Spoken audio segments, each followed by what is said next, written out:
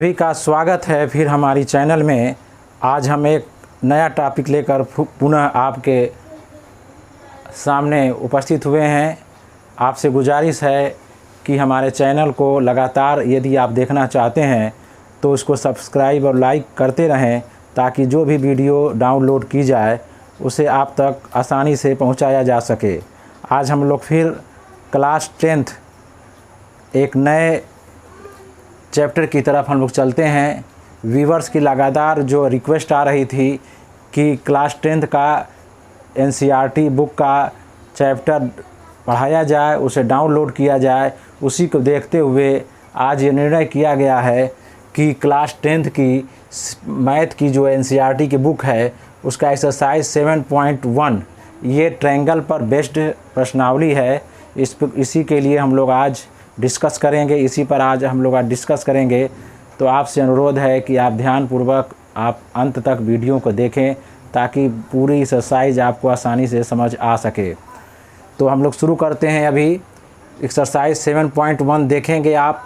यहाँ पर समरूप पर आधारित ये प्रश्नावली, आपको पहले ही पता है कि ये चैप्टर ट्रायंगल का यानी त्रिभुज का है। त्रिभुज के समरूपता पर आधारित ये है। हमने बताया कि समरूपता, त्रिभुज की समरूपता या चतुर्भुज की समरूपता अगर देखनी हो तो उनके भुजाओं का अनुपात और उनके कोणों के बारे में हम लोग देखते हैं। इससे पहले के वीडियो में आप देख सकते हैं कि बेसिक कॉन्सेप्ट या मूलभूत ज्ञान के आधार पर आपको तमाम चीज़ें पहले पढ़ा दी गई हैं। हमारी वीडियो इससे पहले जो भी देखेंगे आप, उसमें तमाम चीज़ें आपको जानकारी में हो जाएंगी। तो उसी जानकारी के आधार पर हम एक्सरसाइज को लगाने जा रहे हैं। इसको ध्यानपूर्वक देखेंगे। आपको मैं एक बार फिर दोहरा दूं कि समरूप त्रिभुज पर जो भी प्रश्न आएंगे, उस समरूप दो त्रिभुज को समरूप कब कहेंगे। हम बता चुके हैं कि दो त्रिभुज समरूप जब होंगे जब उनकी संगत भुजाओं का अनुपात बराबर और संगत कोण आपस में बराबर हों तो दो त्रिभुज समरूप कहे जाते हैं। हम लोग क्वेश्चन यहाँ पर देखते हैं। Class 10th NCERT math exercise 7.1 है, या प्रश्नावली 7.1 कह सकते हैं। ये तमाम जो प्रश्न आपके सामने दिखाई दे रहे हैं, ये इंग्लिश मीडियम या हिंदी मीडियम दोनों स्टूडेंट इसको देख सकते हैं, या अपने बोर्ड की तैयारी के माध्यम से इस पर अच्छी तरह से रिवाइज कर सकते हैं। तो हम क्वेश्चन की शुरुआत शुरू करने जा रहे हैं। आप देखेंगे पहला क्वेश्चन दिया गया, कोष्टकों में दिए गए सही शब्दों का प्रयोग करके रिक्त स्थान भरिए। सभी वृत्त सर्वांगसम होते हैं कि समरूप होते हैं, आपको पता है। यहाँ पर मैं चित्र के माध्यम से आपको समझाता चलूँ। एक छोटा वृत्त है, एक बड़ा वृत्त है, फिर इससे बड़ा वृत्त है। तो जो भी वृत्त होंगे वो चूँकि समरूप होंगे, क्या होंगे? समरूप होंगे। तो यहाँ पर आप समरूप भरेंगे। क्या भरेंगे? यहाँ पर आप समरूप भरेंगे। इस तरह से आप यहाँ पर समरूप फिल कर देंगे ये खाली जगह में। क्यों खाली जगह में फिल करेंगे आप? क्योंकि समरूप जिसका रूप एक तरह का होता है, शेप और साइज दो चीज़ें होती हैं। शेप एक तरह का हो लेकिन साइज अलग अलग हो तो उस फिगर को हम समरूप कहेंगे। सर्वांगसम में ये बात नहीं होती है। सर्वांगसम जो है क्लास 9th में आप पढ़ चुके हैं, जिसको हम कांग्रुएंसी कहते हैं। कांग्रुएंसी में प्रत्येक कोण बराबर, प्रत्येक संगत कोण बराबर और प्रत्येक भुसंगत भुजाएं बराबर होती हैं। चूँकि यहाँ जो फिगर दिखाई दे रहा है आपको वृत्त, ये आपस में बराबर शेप के साइज के नहीं होते हैं, इसलिए सर्वांगसम इनको नहीं कहा जा सकता, इनको समरूप कहा जा सकता है। इसी तरह से सभी वर्गों को भी समरूप कहा जा सकता है, क्योंकि सभी छोटे या बड़े वर्ग लिए जाएं, इससे बड़े वर्ग लिए जाएं, सब जो है समरूप कहे जाएंगे, सर्वांगसम नहीं कहे जाते हैं। सर्वांगसम में पता है कि कोण बराबर होते हैं, परंतु उनकी भुजाओं भी बराबर होना चाहिए। लेकिन यहाँ पर चूँकि भुजाओं, शेप और साइज दो बातें होती हैं, साइज अलग अलग हो रही है, इसलिए समरूप यहाँ भी भरे जाएंगे। ये ध्यान देंगे आप, यहाँ पर समरूप भरे जाएंगे।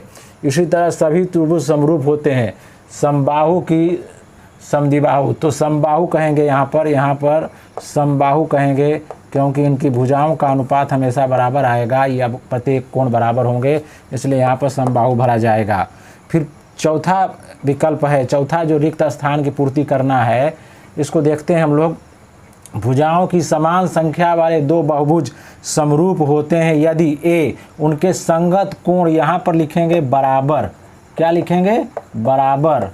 यहाँ पर बराबर भरेंगे और उनकी संगत भुजाएं समानुपाती, यही समानुपाती हों, तब ये कही जाती हैं कि ये दोनों जो है समरूप हैं। समरूप की यही परिभाषा है, जो बेसिक डिफिनीशन है समरूप की, वही है कि संगत भुजाएं का अनुपात बराबर हो और संगत कोण आपस में बराबर हो, तो वो जो है फिगर या वो चित्र या वो बहुभुज वो समानुपात में वो समरूप होगा। इस तरह से ये क्वेश्चन नंबर 1 पूरा आपका कंप्लीट हो गया। एक्सरसाइज 7.1 में ये क्वेश्चन नंबर एनसीईआरटी में आप देखेंगे, चाहे इंग्लिश मीडियम के स्टूडेंट देखें या हिंदी मीडियम के स्टूडेंट देखें, ये पूरा सेम क्वेश्चन है। इंग्लिश मीडियम में सेम क्वेश्चन है, हिंदी मीडियम में भी सेम क्वेश्चन है। इस तरह से निम्नलिखित युग्मों, या क्वेश्चन नंबर 2 की तरफ हम लोग फिर बढ़ते हैं। निम्नलिखित युग्मों में 2 भिन्न उदाहरण दीजिए। समरूप आकृतियाँ, तो समरूप आकृतियाँ में आप देख सकते हैं समरूप आकृतियाँ कौन कौन हो सकती हैं? 2 समबाहु त्रिभुज हो सकते हैं समरूप आकृतियाँ, या 2 वर्ग आपस में समरूप हो सकते हैं। तो इसका हो जाएगा उदाहरण पहला हो जाएगा समबाहु त्रिभुज और दूसरा हो जाएगा वर्ग। 2 वर्ग आपस में क्या होंगे? समरूप होंगे। ऐसी आकृतियाँ जो समरूप न हो, तो एक त्रिभुज ले लीजिए और दूसरा वर्ग ले लीजिए। ये दोनों आपस में जो है समरूप नहीं होंगे, क्योंकि इनके प्रत्येक कोण अलग अलग हो जाएंगे, उनकी भुजाओं का अनुपात बराबर नहीं हो सकता, इसलिए ये दोनों समरूप नहीं कहे जाएंगे। उसी तरह से दूसरा उदाहरण इसका ले सकते हैं आप, इसका दूसरा उदाहरण ले सकते हैं वर्ग और वृत्त ले सकते हैं। बहुत सारे एग्जाम्पल आप सेट कर सकते हैं अपने नॉलेज के आधार पर कि जो शेप जो है सेम न हो, इस तरह से उनका शेप सेम न होगा तो समरूप कतई नहीं हो सकते हैं। यहाँ पर देखिए क्वेश्चन नंबर 3 की तरफ हम लोग बढ़ते हैं आगे। बताइए कि निम्नलिखित चतुर्भुज समरूप हैं या नहीं। तो यहाँ ध्यान देना, पहला कॉन्सेप्ट जो है ये आप देखेंगे यहाँ पर, अगर ये है, ये अगर ABC ये वर्ग है दिया गया है, प्रत्येक भुजाएं देख रहे हैं, और PQR, इनका नाम PQR एक चतुर्भुज है, ये देख रहे हैं, ये पैरेलल है, पैरेललोग्राम है, ये स्क्वायर है जिसको हम हिंदी में वर्ग कहते हैं, इसको हम कहते हैं समानांतर चतुर्भुज। यहाँ पर देखिए प्रत्येक कोण बराबर नहीं है। कोण A 90 डिग्री है, लेकिन कोण P जो है 90 डिग्री के इक्वल नहीं है। तो कोण चूँकि यहाँ बराबर नहीं है, संगत भुजाओं का अनुपात देख सकते हैं बराबर आएगा, लेकिन किसी भी समरूप त्रिभुज को प्रूव करने के लिए 2 कंडीशन होती है।